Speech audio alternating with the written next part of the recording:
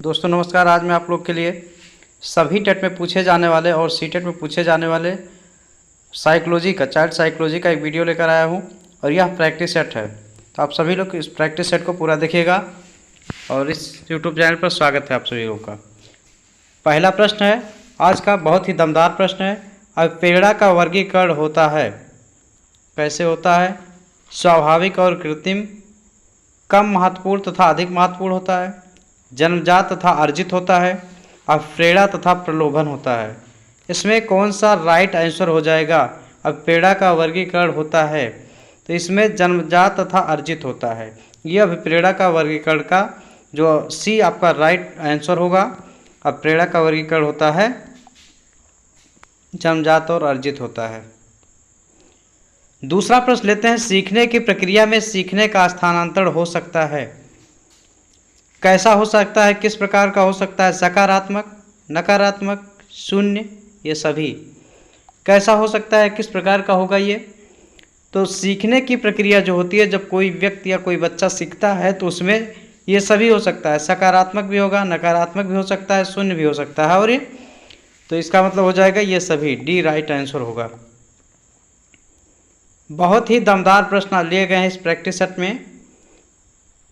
निम्न में कौन सा मत अंतर्दृष्टि द्वारा सीखने की व्याख्या करता है? अंतर्दृष्टि द्वारा सीखने की व्याख्या करता है मनोविश्लेषणवाद, व्यवहारवाद, संबंधवाद, गेस्टाल्टवाद। कौन सा करता है इसमें? इसमें हो जाएगा चौथा, इसका हो जाएगा गेस्टाल्टवाद करता है। अंतर्दृष्टि द्वारा सीखने की व्याख्या करता है, गेस्टाल्टवाद करता है। Right answer D.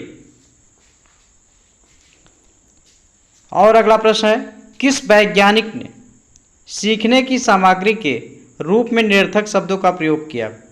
William James, Skinner, Ebbinghaus, वर्टलेट। किसने किया है? इसमें एबिंगहास, सी राइट आंसर होगा। इन्होंने सीखने की प्रक्रिया के रूप में निरर्थक शब्दों का प्रयोग किया है। ऐसे निरर्थक शब्द प्रयोग किया जाएगा, इसके द्वारा बच्चा क्या करता है, वो सीखता है। तो इसको किसने कहा? एबिंगहास जी ने कहा है। ये भी आपके वैज्ञानिक हैं। सीखने के नियम दिए हैं, किसने दिए हैं? पावलोव ने, स्किनर ने, थॉर्नडाइक ने, कोहलर ने। किसने दिया है? तो सीखने का नियम दिया है थॉर्नडाइक ने। सीखने के नियम थॉर्नडाइक ने दिए हैं, सी राइट आंसर है।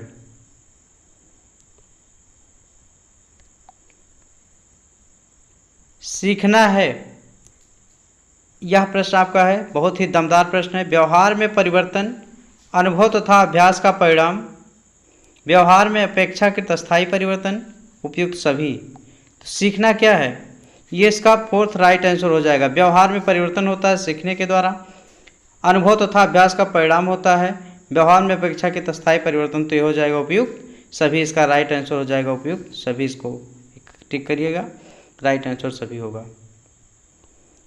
शारीरिक वृद्धि और विकास को कहते हैं, क्या कहते हैं? तत्परता, अभिवृद्धि, गतिशीलता, आनुवंशिकता।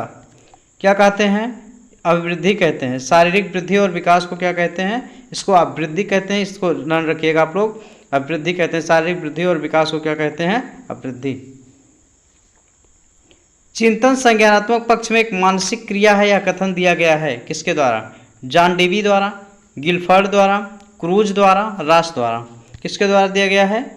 यह आपका दिया गया है, रास के द्वारा दिया गया है। चिंतन संज्ञानात्मक पक्ष में एक मानसिक क्रिया है, यह कथन किसका है? तो रास का है यह कथन। यह किसके द्वारा दिया गया है? तो रास के द्वारा दिया गया है। ऐसा प्रश्न है। चलते हैं अगले प्रश्न की तरफ। क्या कह रहा है प्रश्न? बाल मनोविज्ञान के आधार पर कौन सा कथन सर्वोत्तम है?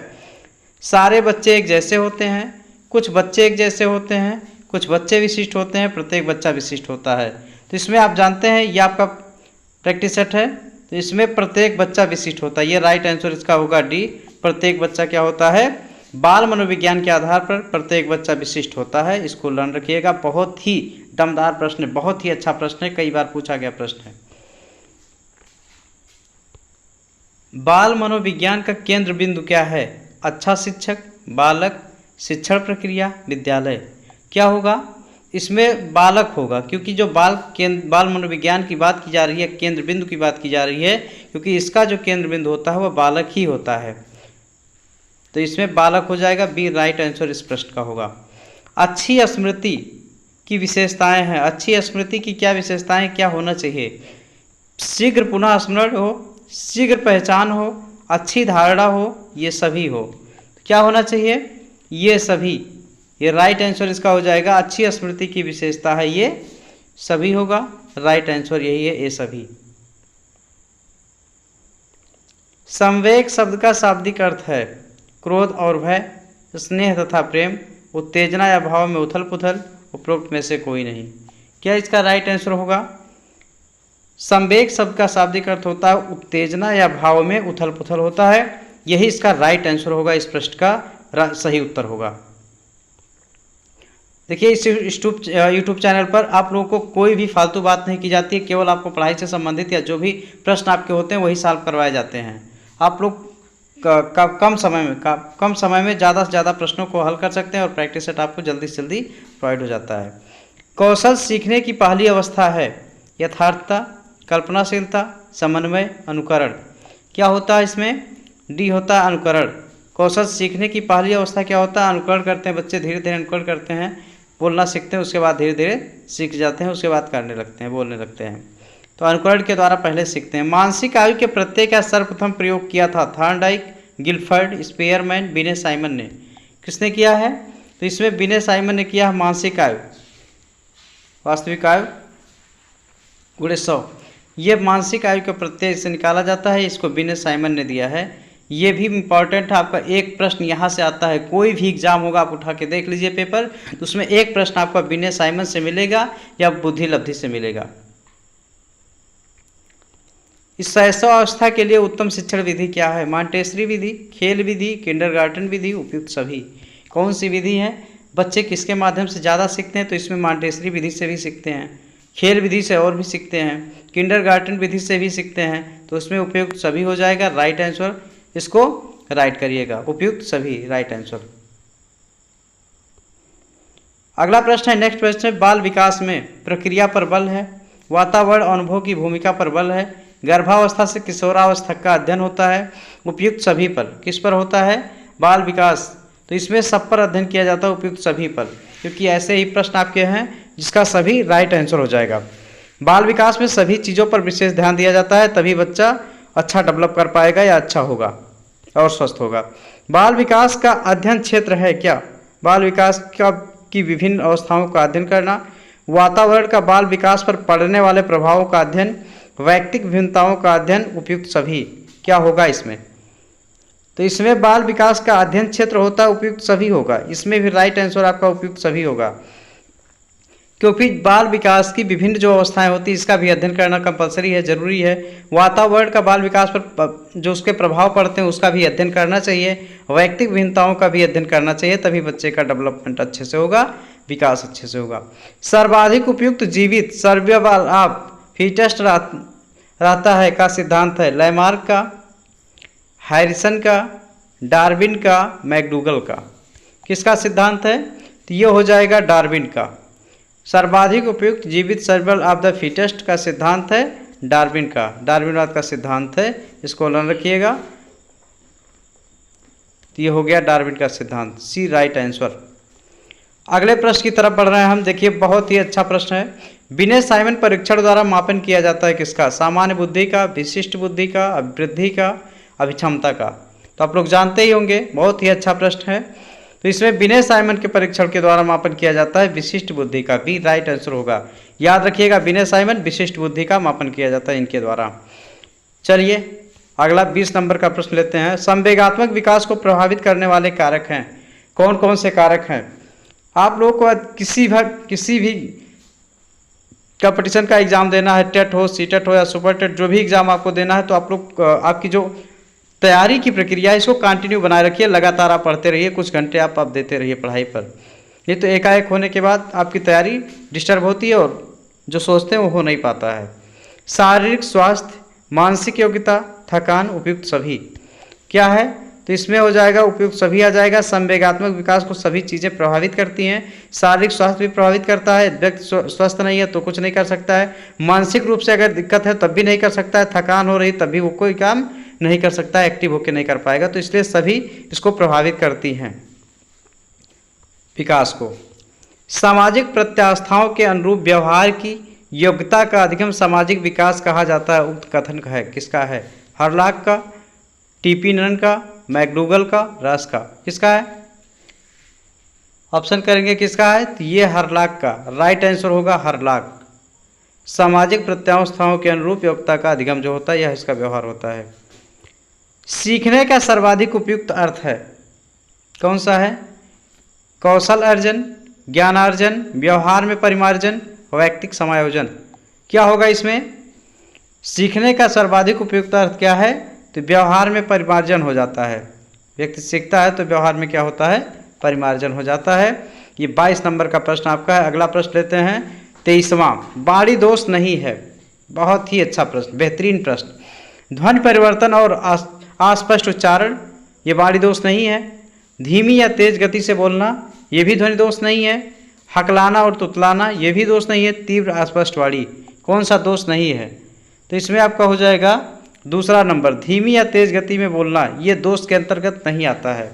वो आपके ऊपर निर्भर करता है कि किस तरह से आप बोल रहे हैं, तेज बोल रहे हैं कि धीमे बोल रहे हैं, गति से बोल रहे हैं, वो दोष के अंतर्गत नहीं आता है जो वाणी दोष होते हैं। ये प्रश्न है 24 नंबर का प्रश्न है। प्राथमिक स्तर पर मूल्यों की शिक्षा देने की सर्वोत्तम विधि है। मूल्यों के महत्व को बताना, मूल्यों के पालन न करने पर दंडित करना, अध्यापक के व्यवहार में मूल्य स्थापन उपयुक्त सभी। क्या हो जाएगा? तो इसमें आपका राइट आंसर हो जाएगा अध्यापक के व्यवहार में मूल्य स्थापन हो जाएगा। सी राइट आंसर होगा इस प्रश्न का। प्राथमिक स्तर पर मूल्यों की शिक्षा देने की जो सर्वोत्तम विधि होती है यही है। मूल्यों के वर्गीकरण में सम्मिलित नहीं है तो आप बहुत निश्चिंत से प्रश्न को पढ़िए, उसके बाद उसको सर्किल करिए, नहीं को फिर आप जाइए विकल्प पे। आपका ऑप्शन क्या कह रहा है? आध्यात्मिक मूल्य, एन के एन प्रकार धनार्जन का मूल्य, नैतिक मूल्य, सांस्कृतिक मूल्य। क्या इसमें होगा? कौन सा हो जाएगा राइट आंसर? तो हम लोग बढ़ेंगे बी की तरफ। एन के एन प्रकार धनार्जन का मूल्य जो होता है ये वर्गीकरण से संबंधित नहीं है। किसी प्रकार से धन अर्जन कर लेंगे तो इसके अंतर्गत नहीं आता है। व्यक्तित्व के संगठन का स्वरूप है। जो भी प्रश्न लिए गए हैं बहुत ही अच्छे प्रश्न हैं। व्यक्तित्व के संगठन का स्वरूप है सामाजिक, आर्थिक, मनोवैज्ञानिक, शारीरिक, सामाजिक, राजनीतिक, मनोवैज्ञानिक, आध्यात्मिक। क्या होगा इसमें? तो ये हो जाएगा दूसरा राइट आंसर हो जाएगा मनोवैज्ञानिक, शारीरिक होगा राइट आंसर बी। ये अच्छा प्रश्न आपका है। नेक्स्ट क्वेश्चन की तरफ चल रहे हैं हम। आत्म केंद्रित व्यक्ति होता है।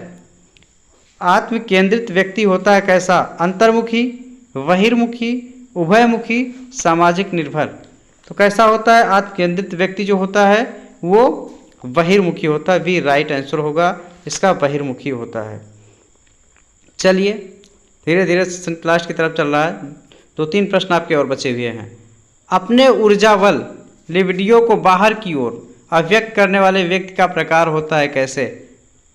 ये होता है ज्ञानात्मक व्यक्तित्व, कलात्मक व्यक्तित्व, बहिर्मुखी व्यक्तित्व, धार्मिक व्यक्तित्व। कैसा होता है इसमें? कौन सा होगा? तो ये हो जाएगा बी इसका, कलात्मक व्यक्तित्व हो जाएगा। ये राइट आंसर हो जाएगा बी इसका, कलात्मक व्यक्तित्व होगा।